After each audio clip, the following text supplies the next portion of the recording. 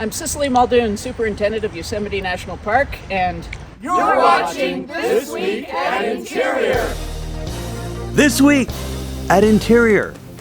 Secretary Haaland this week led the United States presidential delegation to the inauguration of Santiago Peña as president of Paraguay. The delegation met with key counterparts and partners, participated in the inaugural ceremony and events, and met with President Peña to reinforce the United States' commitment to and strong relationship with Paraguay. The secretary also met with women indigenous leaders to hear about the challenges and opportunities they face. This week marks the one-year anniversary of the Inflation Reduction Act. Among the historic investments being implemented at Interior, the Bureau of Land Management announced more than $18 million in funding to support 39 shovel-ready restoration and resilience projects in 10 states. BLM Director Tracy Stone Manning made the announcement during a visit to a project site in the Blackfoot-Clark Fork restoration landscape east of Missoula, Montana.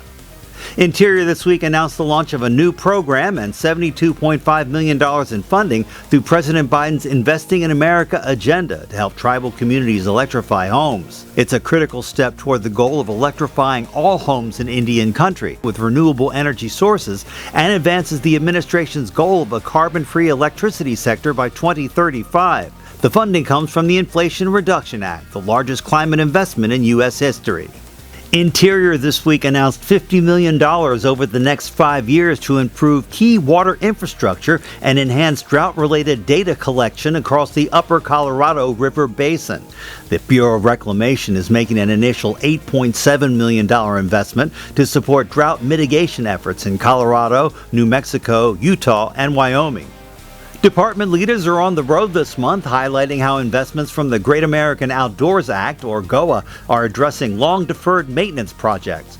U.S. Fish and Wildlife Deputy Director Shiva Sundaresan visited Crab Orchard National Wildlife Refuge in Marion, Illinois, and Dale Bumper's White River National Wildlife Refuge in St. Charles, Arkansas, to highlight the success and importance of GOA funding across the National Wildlife Refuge system. The Office of Surface Mining Reclamation and Enforcement this week awarded $100,000 to restore the Pennsylvania watersheds at Dunkard Creek and Dunkard Township. OSMRE's Watershed Cooperative Agreement programs help local nonprofit groups restore watersheds harmed by abandoned mine lands and support citizen-based conservation in coal communities. And our social media picture of the week, the northernmost national park in the United States, Gates of the Arctic National Park and Preserve in Alaska.